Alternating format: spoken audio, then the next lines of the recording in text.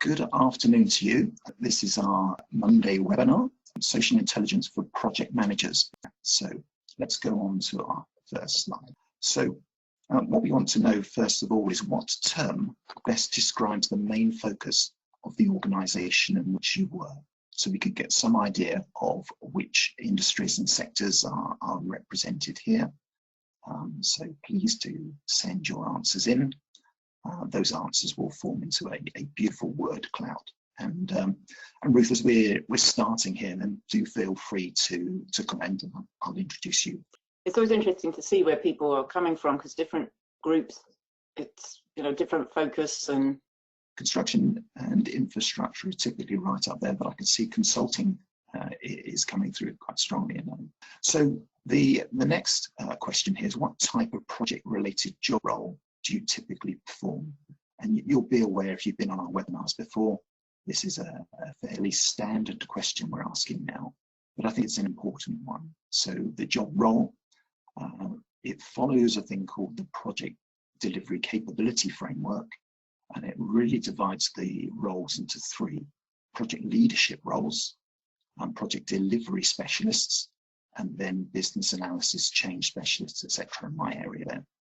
In terms of benefits management. So again, we can see a reasonable assortment coming in, but we can see I guess a significant spread with many people in, I suppose, the generalist area, or maybe a specialist around delivery. This has been pretty typical of the audiences, this kind of breakout, with 2/3 being project delivery specialists. I'm always curious, and I know it's the framework definitions, as to what specifically a project delivery specialist is, Merv?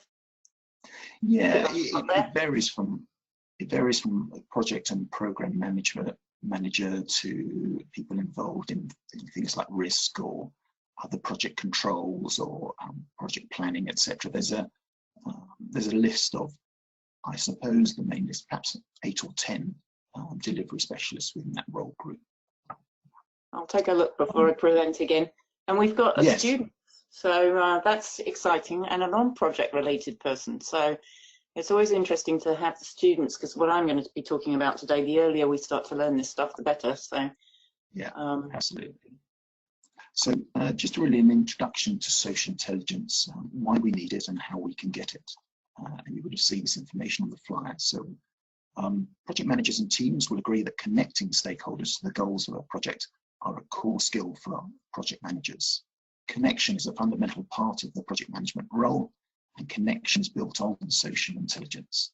So in this session, we're going to explore social intelligence in project managers and provide tools for building social intelligence.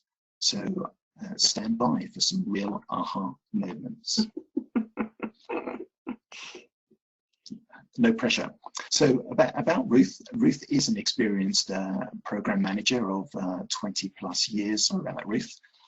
She's led many results-orientated international teams. She's certified in positive psychology and strength assessment tools, and she'll tell you a bit about that as we go through. And she has a mantra of be hopeful, be strong, be brave, and be curious. So that's a short introduction to Ruth. I could have made it rather longer. Ruth, I'm going to hand over to you.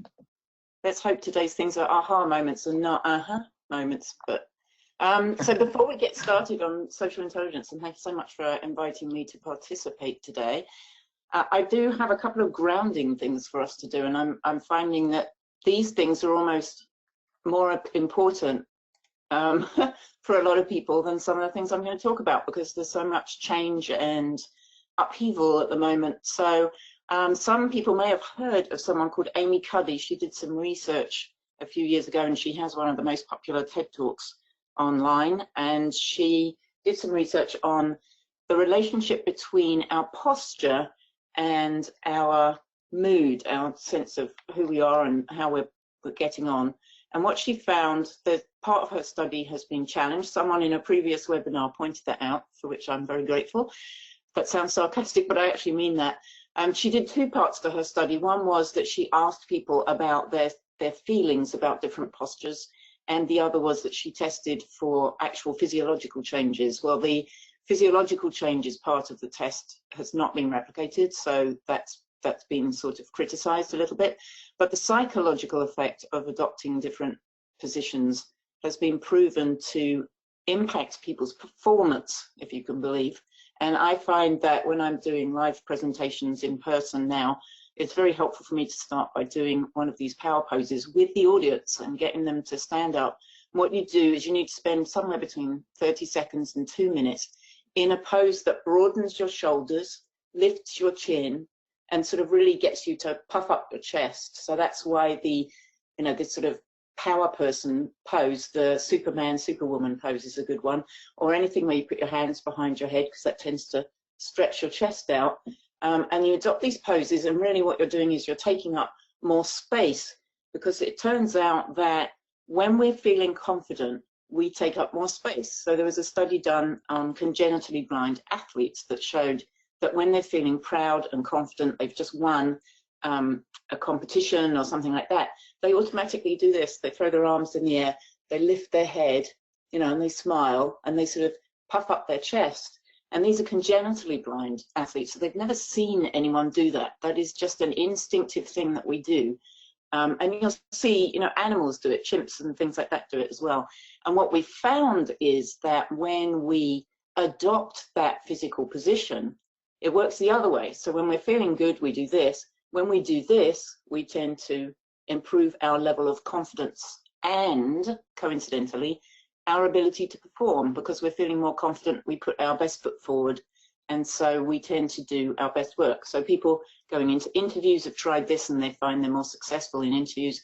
I use it before I present, when I'm doing live presentations, and I get the audience to join me, because I am a nervous presenter and it helps me build my confidence.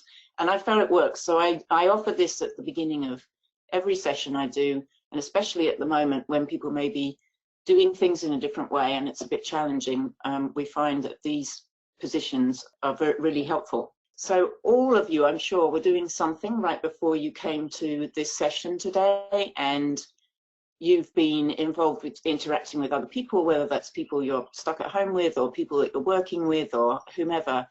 And you're carrying some emotions right now from those interactions. You're carrying some emotions from what's going on for you at the moment, good, bad, or indifferent. And so I invite you to take a look at this. This is Plutchik's Wheel of Emotions. And just do a check-in for yourself about what emotions are you feeling right now. And this is a sample of emotions. There are many more emotions you may identify. And just keep in mind that you can have what seem to be conflicting emotions. So it's not unusual for you to feel apprehension and acceptance. For example, I'm a bit apprehensive about what's going on at the moment, but I accept that, I'm following the rules and I'm doing what I need to do in order to protect me and my loved ones. I'm doing everything I can. So those two things are living side by side. I can also feel sad about one thing, like the loss of someone or something dear to me, and joy about something else, that I'm blown away by the birds and the squirrels playing around in the backyard. They don't seem to have noticed coronavirus, for which I'm very grateful. So I can be having those emotions side by side. And I invite you to look at the daisy and just think about what emotions are you feeling at the moment. And we're going to come back to this at the end and do a comparison. So just take a moment, I'll stop talking and see what comes up for you. And I don't like to put anyone on the spot with that in terms of, asking an individual to say what their emotions are. What's interesting though is if we share the emotions, and if you type it in like you did before, it will come up as a word cloud. So we can see what some people are feeling, and how wonderful that the first one we see is serene. Someone's feeling serenity. That's fantastic. Interested, curious, calm, boredom. Sorry about the boredom. Hopefully it'll get more interesting. Vigilance. Oh, quite a lot of interest. That's encouraging. It's always good for a speaker to see that there's interest. And we've got some feelings of being fearful, annoyed. There's some trust and optimism. Someone's feeling smiley and calm. So we've got a real mixture, and you can see there this mixture of emotions, and some of those are directly from what you're experiencing right now, and some of those are from what you've been doing already today as you make this transition into this moment.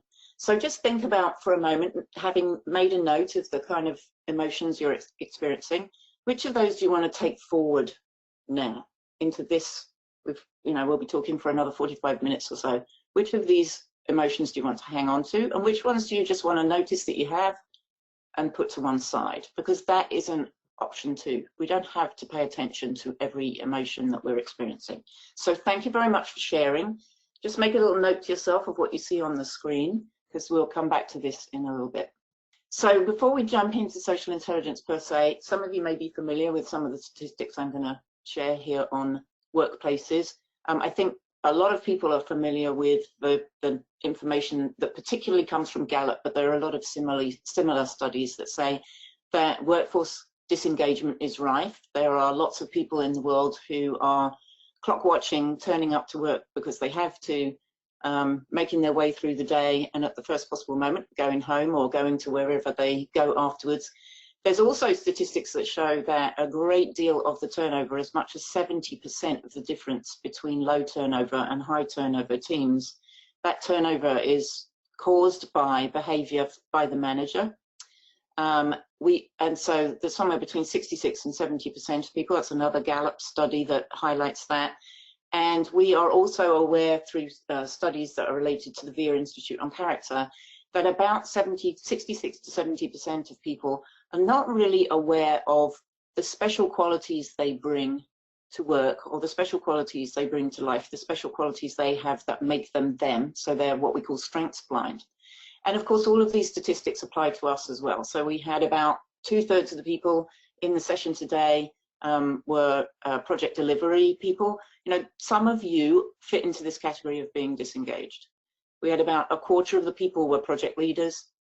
Think of that something around 1/3 of that quarter are people who would say that they're disengaged on average. And what we find is that when we look at character strengths, which is what we're going to talk about a little bit today to do with social intelligence, people who know their strengths tend to be more engaged and more productive, and they report higher levels of well-being and happiness, and they're actually more resilient. They handle current situations more effectively because they are clear about what they can lean on, and they tend to have better relationships, both personal one-on-one relationships and also in the workplace.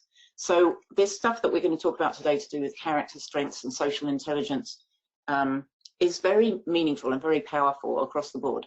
So before we move on, I want to ask you what your idea is of the difference between emotional and social intelligence. And if you do have questions, by the way, please pop them up either in Menti or GoToWebinar. I love to be interrupted. So, and then Merv's monitoring those questions, so he'll let me know what comes up. But what's the difference for you, do you think, between emotional and social intelligence? And just type in your ideas. So far, people are a bit puzzled, I think, as to what the difference is. Emotional is noticing and acting on a person's body language and mood. Social is engaging with people to work more effectively and productively, okay? Emotional is personal, where social is being able to understand others' emotions. Social intelligence involves our relationships with others. We do have a few people who say no idea, don't know. That is very common, not sure. Yeah, there's some confusion quite often. Emotional is self, social is group team.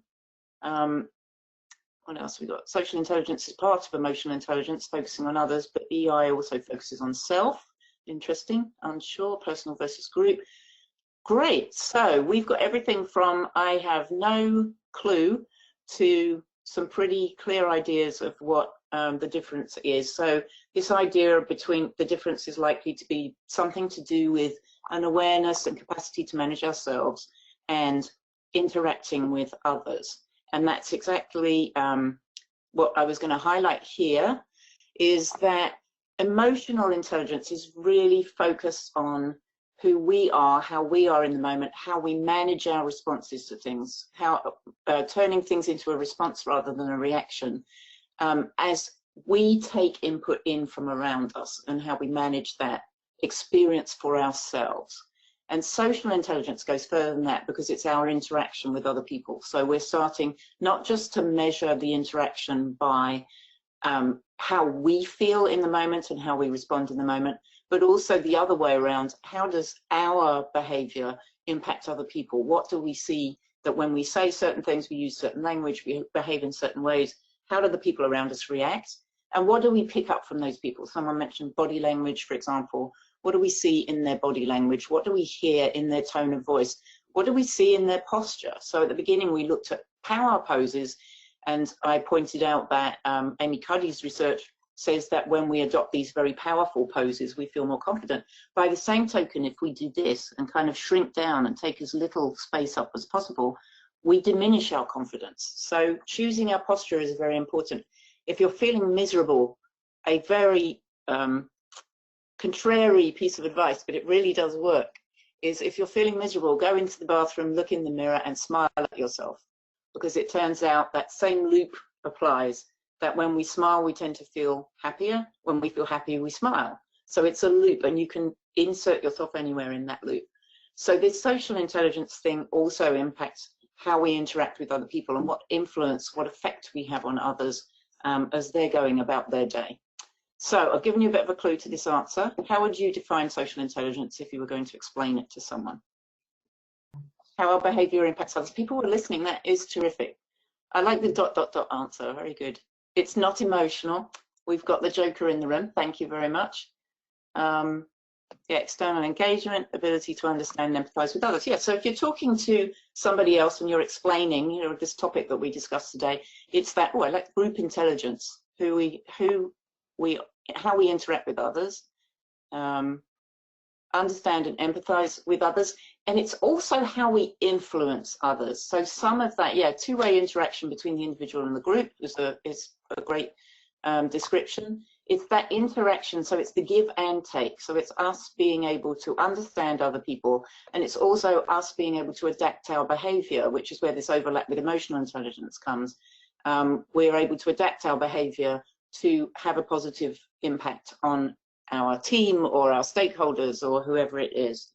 So really, when we're talking about social intelligence, there are some phrases that people like to use around it. So it's related to picking up on motives and feelings. Some of social intelligence is fitting in, and you may notice for yourself that depending on where you are and what circumstances you're in, your behavior is actually a little different. There may be groups where you're very confident and maybe you come to the fore and you're someone who's more of a leader in that group.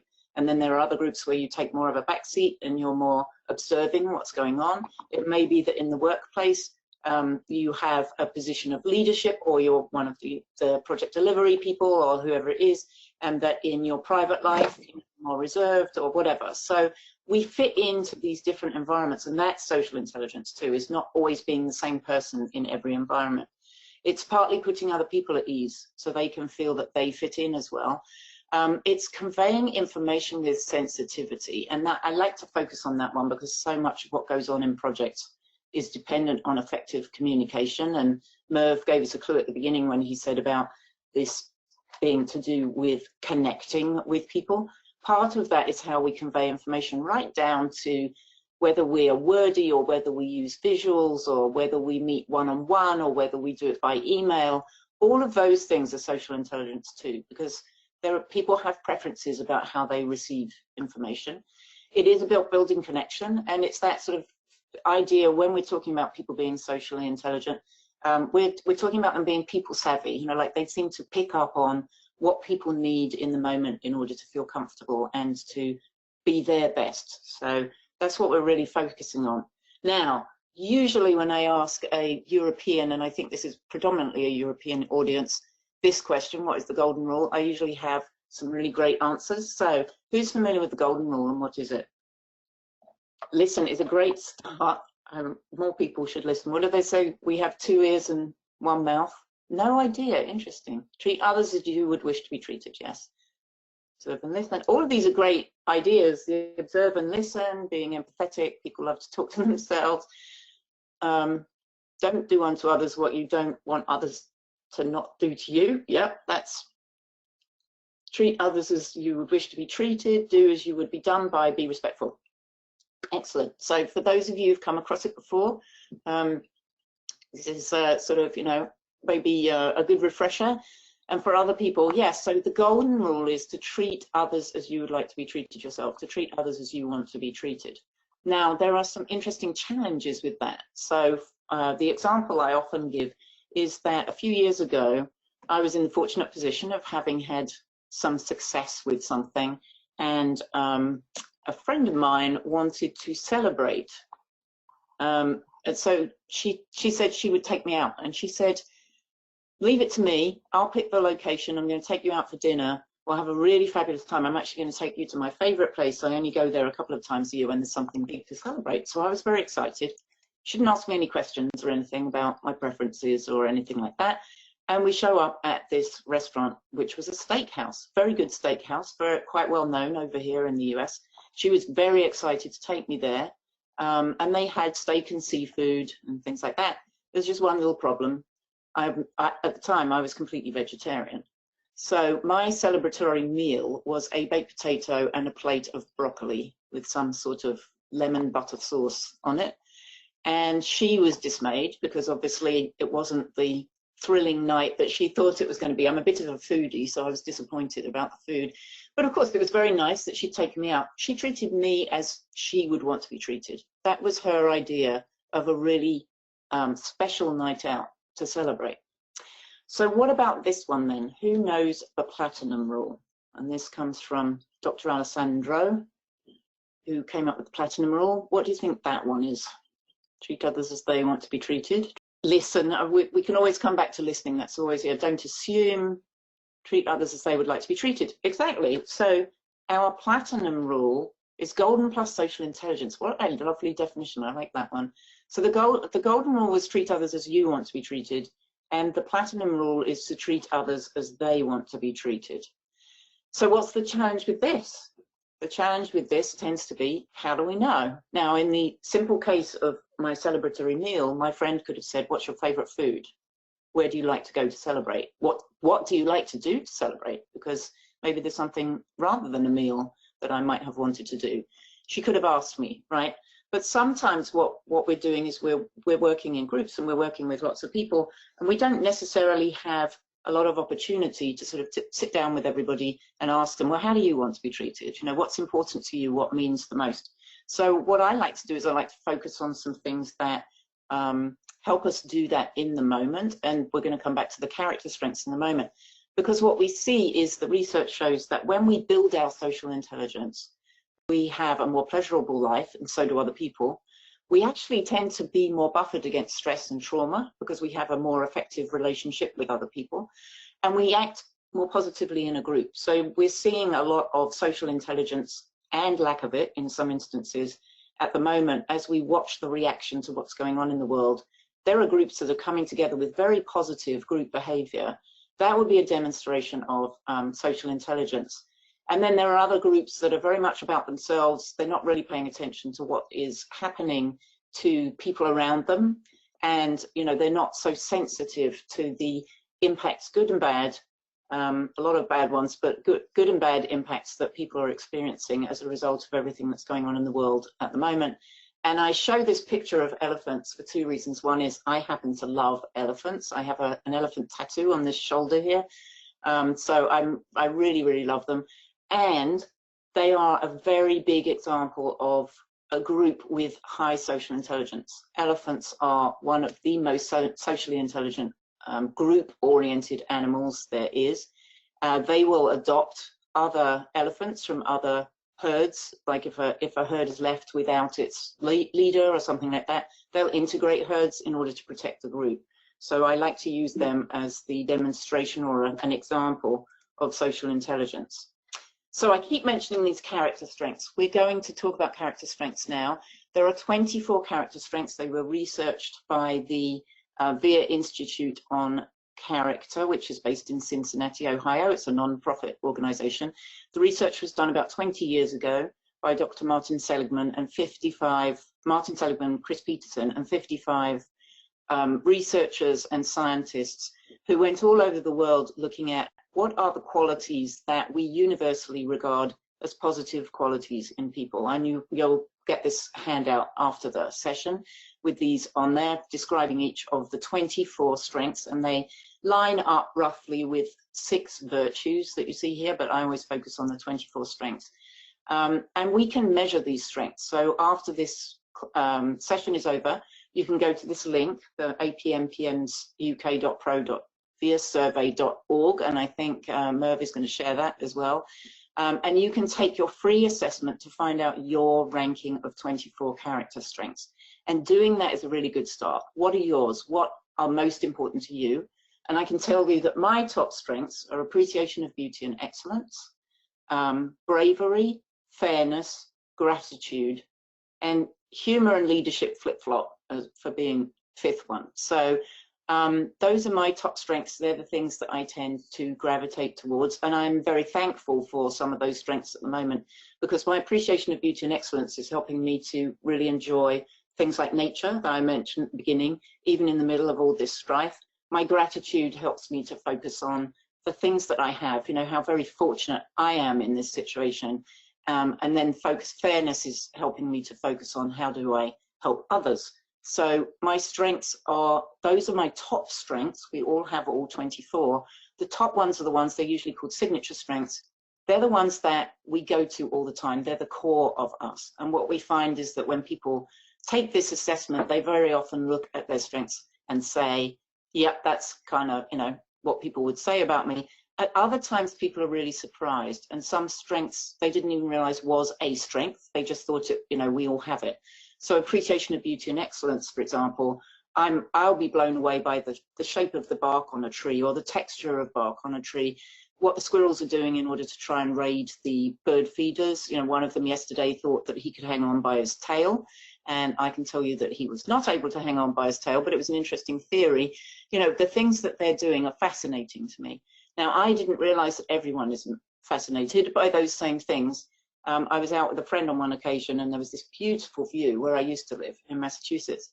And I said, look at all the shades of green in the trees. It just looks fantastic. And my friend said to me, I don't know what you mean, it's just green. So we all have these strengths, and we experience them in different ways. And our top strengths are very core to who we are and how we experience life. So I did some research on project managers to find out about their strengths and what shows up high and low. The blue line on this graph is the average of all responses in the United States. And what we've seen there's some research about 75 countries, across 75 countries in the world. What we find is that the US average is pretty close to the world average. There are some slight variations between some sort of Eastern cultures. They tend to value things like gratitude more, but the differences are very subtle. So using the US numbers is a reasonable benchmark. And what I find when I ask my 461 project managers about social intelligence and all the other strengths is that perspective and social intelligence tend to be on the low side for us compared with other people. So top strengths in the world tend to be the ones that are most often reported as those top signature strengths are honesty, fairness, kindness, judgment, and curiosity. They're the ones that are right up there. And we're very similar in that. We're a little lower as a group in curiosity, but we're very similar in those top strengths. But where we stand out are in the strengths that we hold differently than other people.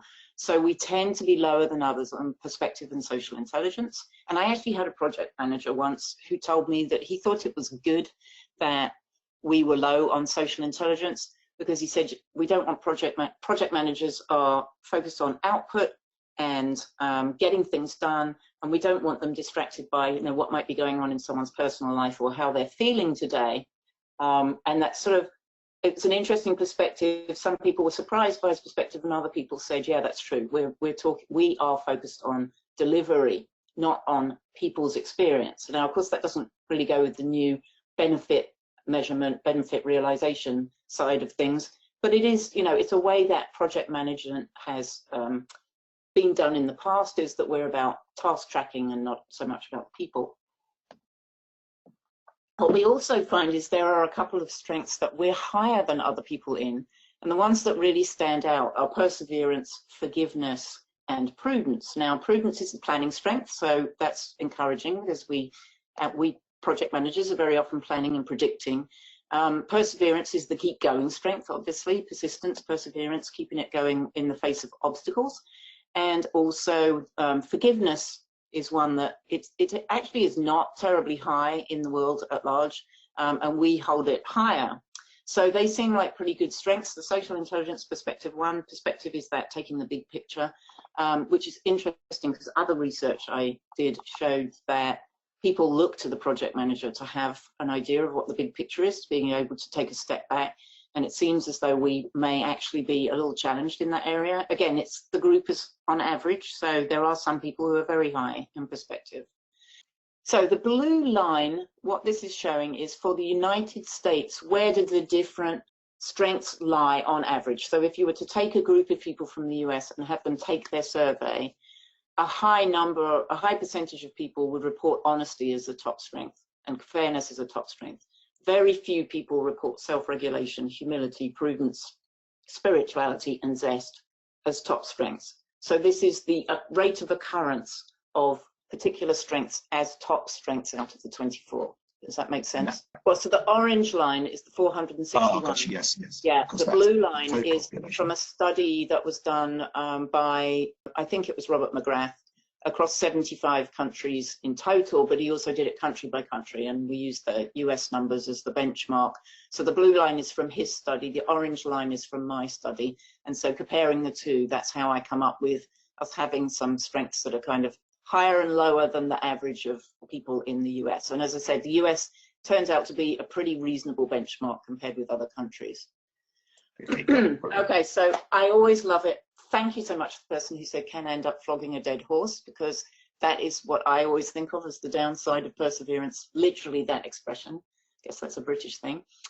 Keeping going regardless of whether it's a good idea, continuing the project long after you should have called it a day, great. Perseverance is a strength, its pitfall may cause by not knowing where's the limit, so one must know when to stop pursuing. And of course, one of the things I pointed out was that our perspective can tend to be a little less than other people. So our perseverance would be nice if that was balanced by the ability to take a step back and say, does it really make sense to keep going?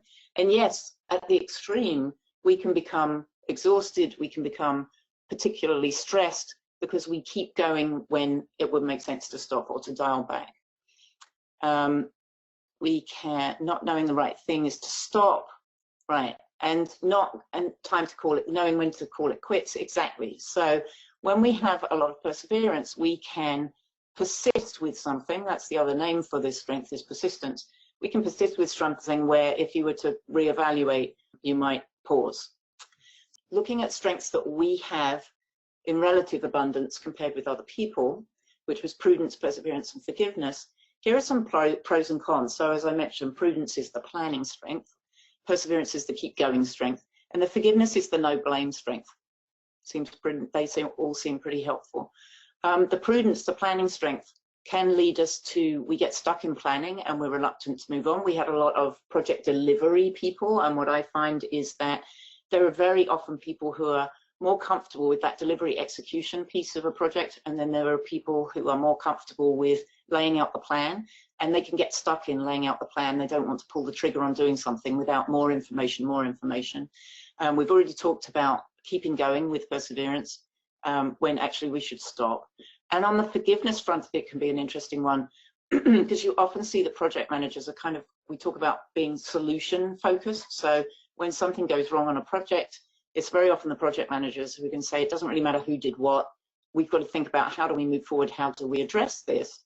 And that is fantastic. We don't want to be playing the blame game. And yet at the same time, it's one of the reasons why errors get repeated, is because we don't track down the root of the error. And I don't mean the person necessarily. I mean the behaviors that got us to a point of an error being caused or a delay occurring.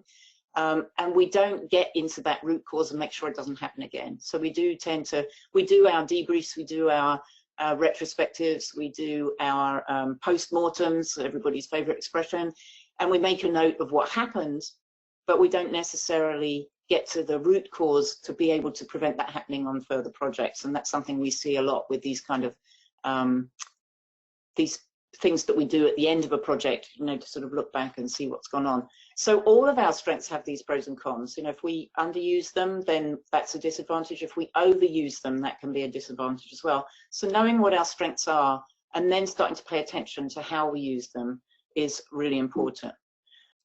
So I use the strengths as a way of building social intelligence, because you can spot strengths, and we're actually going to try that now with a story. I'm going to share this story. Stena is a lady who was on a course with me in Iceland. She's in Iceland, not the course wasn't in Iceland.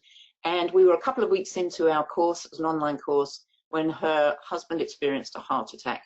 And she wrote this story because we were studying strengths at the time. She wrote this story. And what I want you to do is, as you listen to the story, think about what strengths you hear in the story. And these are the 24 strengths we talked about, just shown in this little graphic here.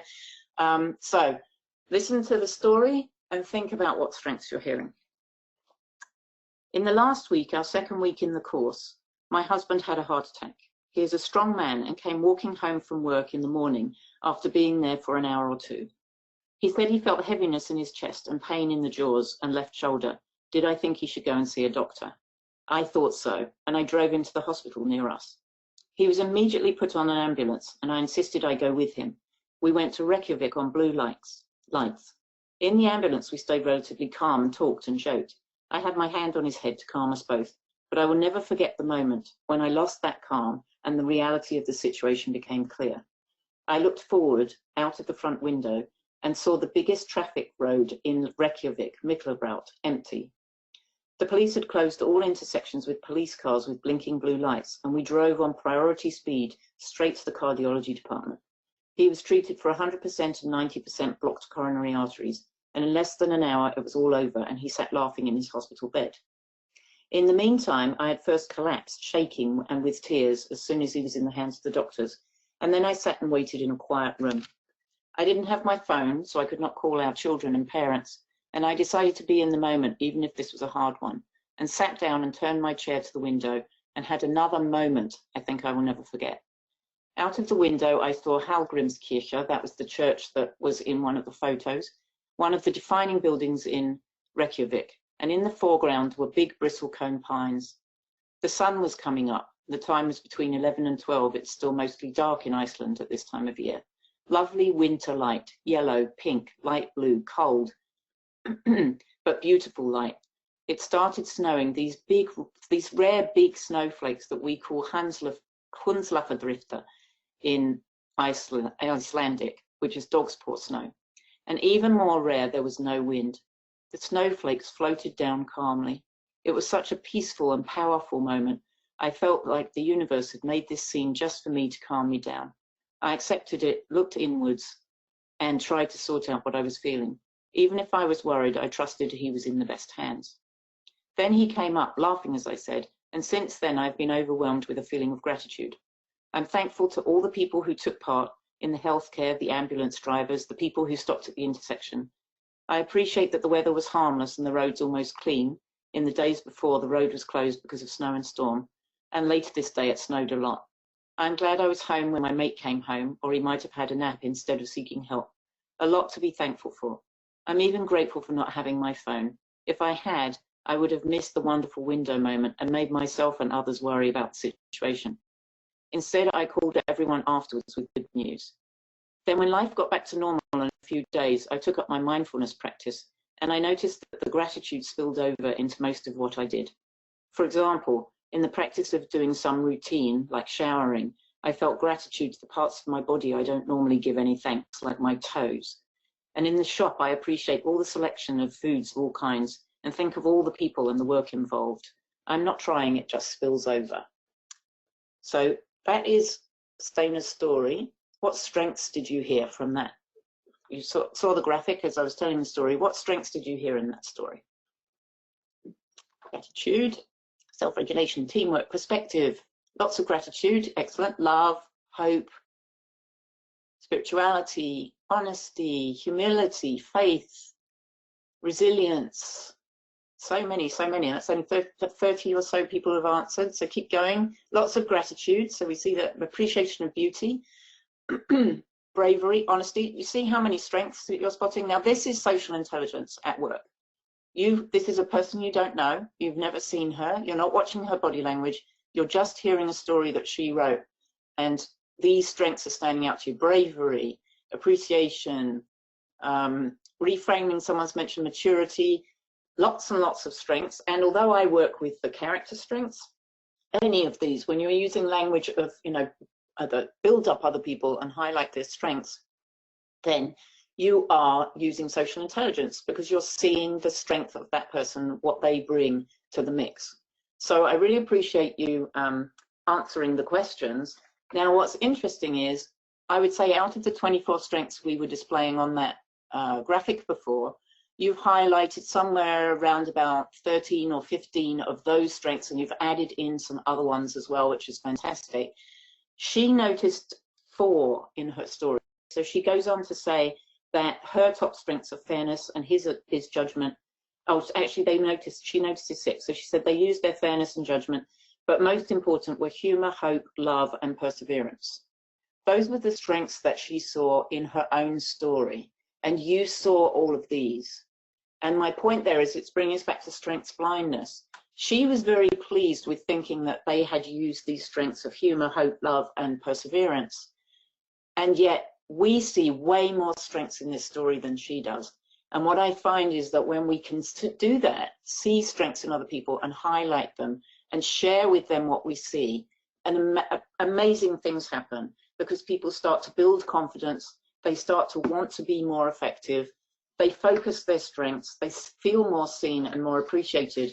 And so it is a really simple way, and you guys are experts.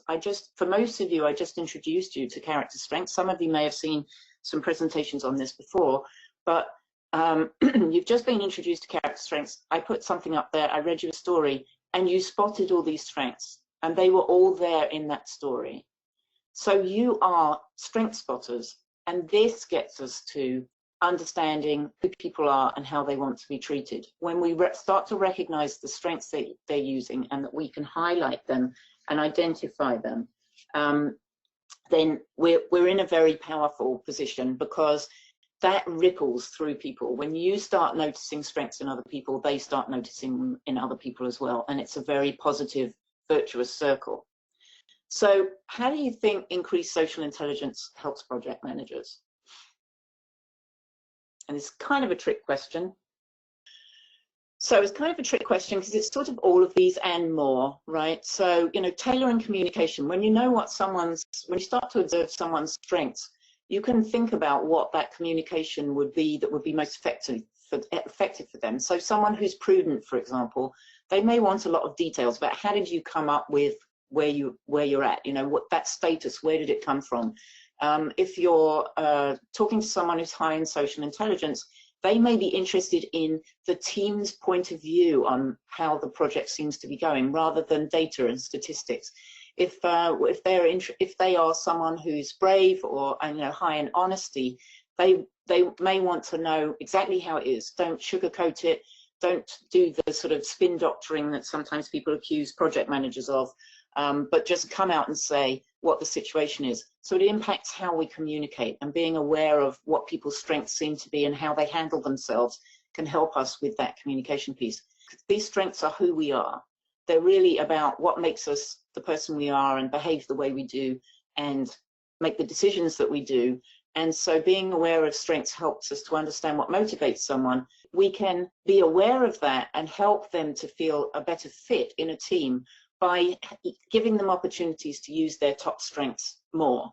So people who are using their signature strengths are something like 27 times more likely to feel engaged and positive at work, and 4 times more likely to report their job as a calling, even if it's not traditionally thought of as a calling. So there was a study of cleaners in hospitals, for example, who actually considered their job to be a calling because they felt they were improving the experience of the doctors and in particular the patients.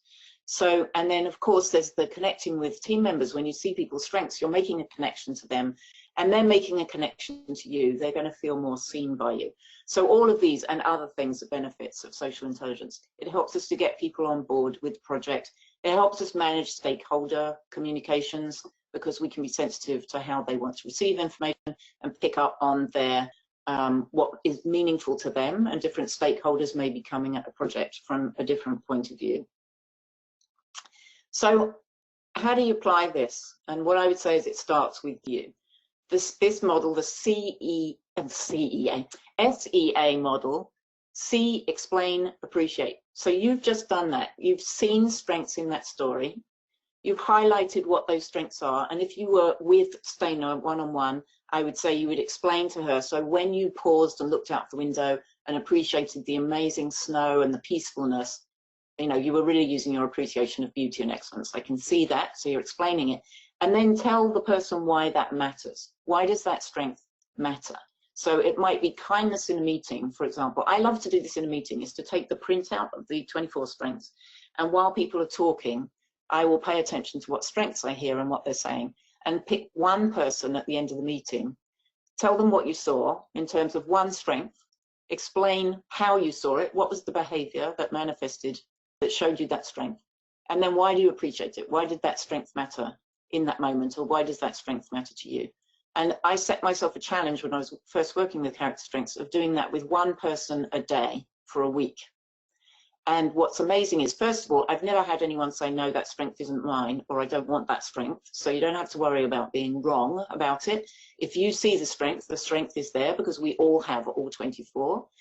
And what I found was people started doing it to each other. So although I'd set myself a challenge of spotting strengths in others, what I found was that they started to do it to other people, and so it rippled. So just to recap, our social intelligence is a great protector against stressors, and we certainly want that at the moment, I think. It does build connection and effective communications. As I've mentioned, we can measure it with the assessment, and that's a fully researched, evidence-based, peer-reviewed assessment that's out there, the free assessment. And we can see strengths. You've just done that. You just did that C activity with just having been introduced to this. So I encourage you to go out and spot strengths and share what you see with people, because that starts to build social intelligence, not just for you, but for other people, and gets us to this, who they are, how they want to be treated, by recognizing their strengths.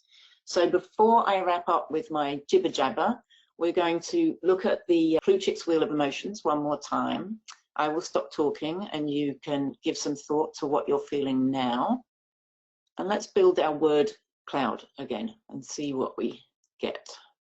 So what emotions are you noticing now? Optimism, admiration, joy, ecstasy. So you remember at the beginning we had people who expressed fear and uncertainty, and I'm not saying those have necessarily gone away, but the general tone of the emotions has changed. So the reason I do this at the beginning and the end is that one of the things we can feel in emotions, especially if they're uncomfortable emotions, we can feel like we're going to be stuck there, that the emotions will continue forever. We're going to feel anxious or sad or overwhelmed or whatever it is forever and ever.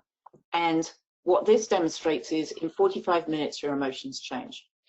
So emotions are fleeting. They don't last very long. Sadly, some of these will, you know, come and go as well. But our emotions are very fluid. And so one of the things I encourage people to remember is you don't have to be stuck in the sensation you're having right now. It comes and goes, and you can take action. You guys have spent time doing this with me, and that has, for some of you, changed your emotion because you've had a different experience. So it's just a reminder, and I don't know if you remember what was in the first one, but these are very positive emotions.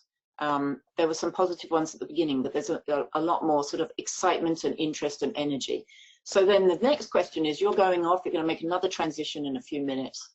So the question I ask you is, which of these emotions do you want to hang on to as you go into your next activity, as you go into your next interaction? If you're working from home, how can you take your optimism and understanding and interest and curiosity and joy and appreciation with you into your next exchange with whoever you may be sharing your space with?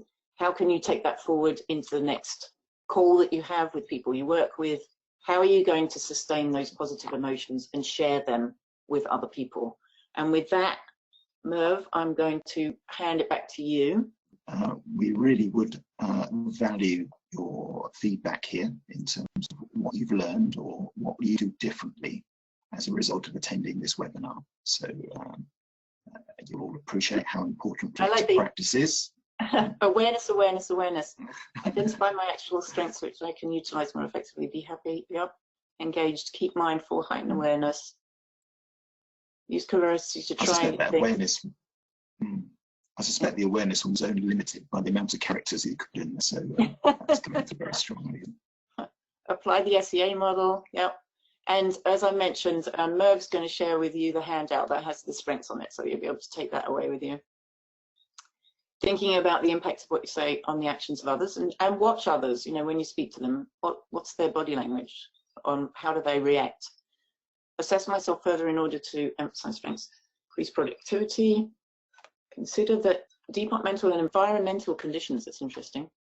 Ensure I feed back to others. Yes, so the feedback thing, that positive feedback, it doesn't have to be character strengths. It can be any way that you can provide positive feedback to people, encouraging them to do more of the things that you appreciate, you know, to maintain those behaviors that you're looking for. And that comes from appreciating those behaviors when you see them. Timely boost reminded me of what I'm good at. I can use those strengths to overcome some of the weird feelings due to the current situation. Yeah, and a lot of people are finding that being aware of their top strengths and thinking about how to use them in this moment is giving them some amount of comfort. You know, it's not making things perfect, but it is helping and gives us more of a sense of control over how we experience what's happening at the moment. Okay, so there's your contact details. I'll read it out just in case some people aren't viewing this particular screen. Within a hierarchical structure, what is the team impact of being managed by someone else, someone with less social intelligence than the team? Interesting question. So one of the things that's really remarkable about the character strengths is you can borrow other people. We call other people's. We call it strengths borrowing. The key thing is awareness. If that person themselves is aware that maybe social intelligence is not so great, and one of the things I notice with project managers particularly is that if you ask them about the importance of just casually, you know, what's the importance of social intelligence, most project managers will say it's pretty important. And then if you ask them the question, and how do you think project managers do with social intelligence, most project managers will laugh and roll their eyes and say, yeah, we're, you know, not one of our strengths. So they know, they feel it's important, but they are also aware that it's not necessarily one of our top strengths. And when you're aware of that, you can go looking for someone in your team that has more social intelligence and leverage it. You know, every person doesn't have to have all 24 strengths to the max, but when you have awareness, then you can use that awareness to say, you know, I really appreciate that you're always so straightforward and honest when it comes down to a difficult situation. Would you help me come up with the best way to communicate this update? Or with social intelligence, you know, I noticed that you're very sensitive to other people and you really sort of choose your words and you're careful about how you communicate things to people. Could you sit down and help me, you know, figure out how to get something across to someone? You don't have to have all of these strengths as your top strengths in order to be effective. It's the awareness that you don't have it. And if you're in the team where you're being managed by someone with less social intelligence, modeling social intelligence is key. We learn most things by seeing other people do it. So not turning off your social intelligence because someone else doesn't seem to quite get it is important as well, so that they see what a socially intelligent response is, and they'll see other people's response to that as well, and will start to adjust their behavior, hopefully. Brilliant. Thank you, Ruth.